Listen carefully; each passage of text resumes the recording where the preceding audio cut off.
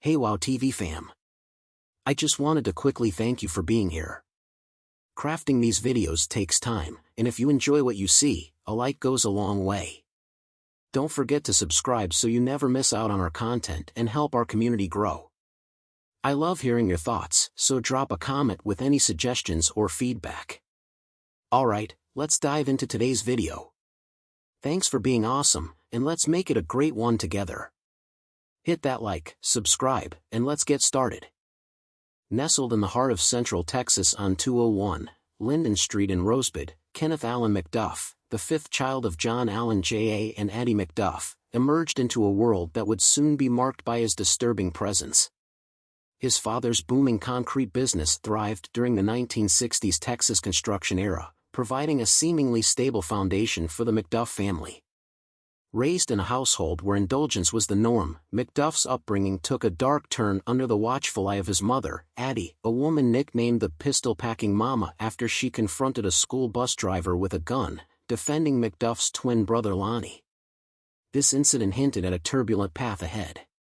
During his Rosebud High School days, McDuff gained notoriety as a bully, targeting those he perceived as weaker.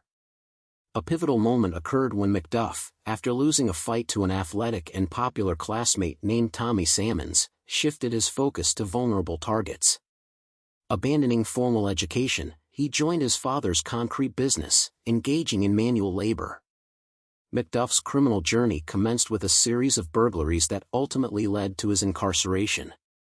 Behind the prison bars, a sinister chapter of his life began to unfold, setting the stage for the chilling narrative that would follow. The ominous trajectory of Kenneth Allen McDuff's criminal journey commenced long before his first murder conviction.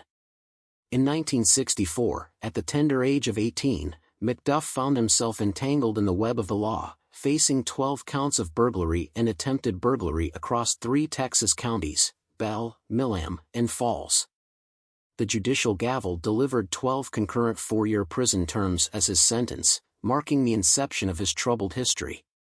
Despite the severity of his convictions, McDuff experienced a brief taste of freedom when granted parole in December 1965. However, his respite was short-lived, as a return to prison followed after he became entangled in a violent altercation.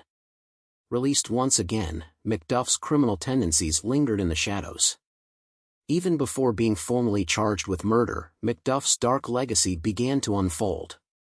His accomplice in the 1966 triple murder, Roy Dale Green, revealed chilling details.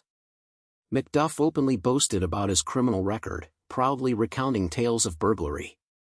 Disturbingly, he claimed to have committed heinous acts, including the rape and murder of 2 young women. On August 6, 1966, McDuff and Green, whom he had met around a month earlier through a mutual acquaintance, spent the day pouring concrete for McDuff's father. They then drove around, as McDuff said he was looking for a girl. At 10 p.m., Robert Brand, aged 17, his girlfriend Edna Louise Sullivan, aged 16, and Brand's 15-year-old cousin Mark Dunman were standing beside their parked car on a baseball field in Everman, Texas. While cruising around, McDuff noticed Sullivan and parked around 150 yards away from the soon-to-be victims. He threatened the trio with his .38 Colt revolver and ordered them to get into the trunk of their car. With Green following in McDuff's car, McDuff drove the victims' Ford along a highway and then into a field, where he ordered Sullivan out of the trunk of the Ford and instructed Green to put her into the trunk of his Dodge Coronet. At this point, according to Green's statement, McDuff said he would have to knock him off. He proceeded to fire 6 shots into the trunk of the Ford in spite of Dunman and Brand's pleas not to. McDuff then instructed Green to wipe the fingerprints off the Ford. After driving to another location, McDuff and Green, the latter allegedly under duress, raped Sullivan. After she was raped repeatedly, McDuff asked Green for something with which to strangle her. Green gave him his belt. However, in the end, McDuff opted to use a 3-foot-long piece of broomstick from his car. He choked Sullivan, and then Green and he dumped her body in some bushes. They purchased Coca-Cola from a Hillsboro gas station before driving to Green's house to spend the night. The following day, McDuff buried his revolver beside Green's garage, and their mutual acquaintance Richard Boyd allowed McDuff to wash his car at his house. The next day, Green confessed to Boyd's parents, who told Green's mother, who convinced him to turn himself in.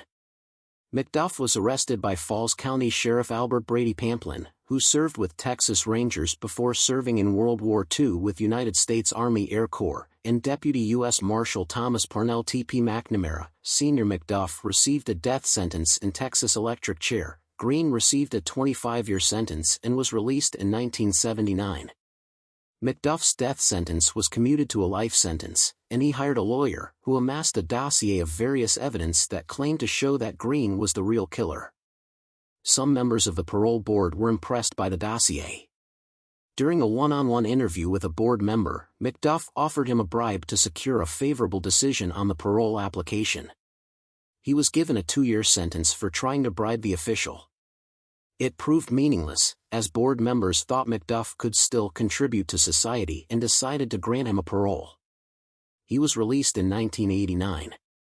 Released into the world after his initial incarceration, Kenneth Allen McDuff's transition from death row inmate to a free man marked the beginning of a terrifying chapter in the annals of criminal history.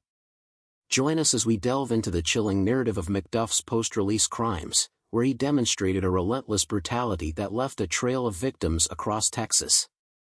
McDuff's entry into civilian life seemed unassuming. He secured a job at a gas station, earning a modest wage while pursuing education at Texas State Technical College in Waco.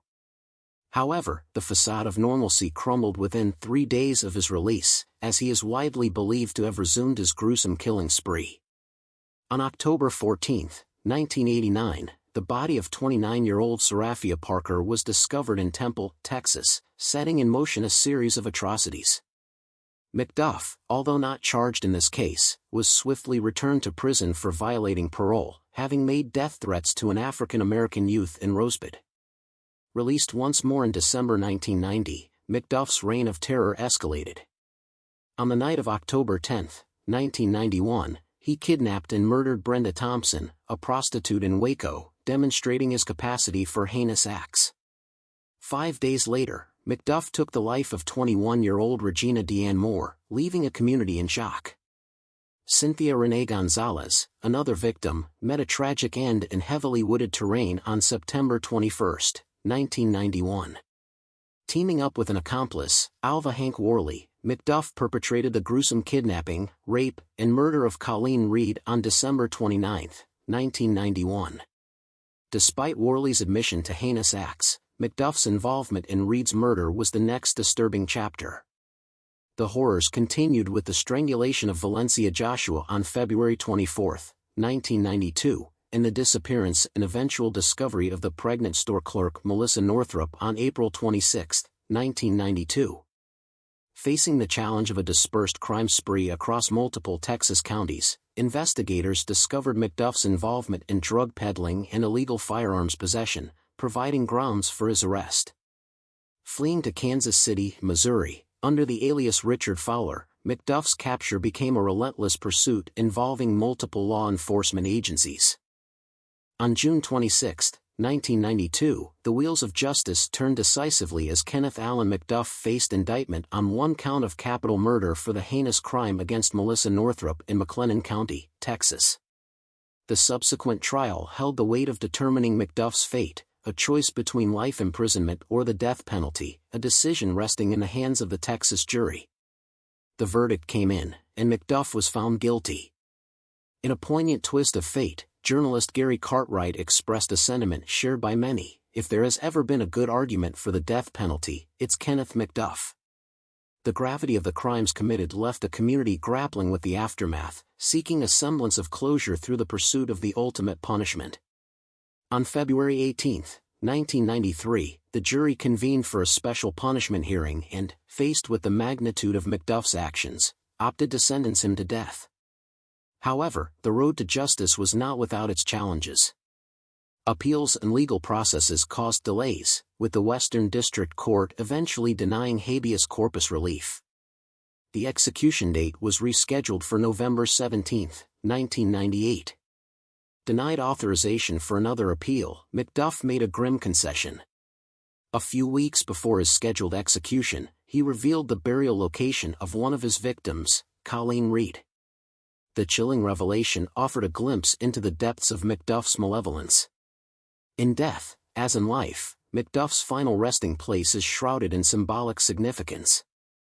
The Captain Joe Bird Cemetery, known colloquially as Peckerwood Hill in Huntsville, Texas, houses the remains of prisoners whose families chose not to claim them.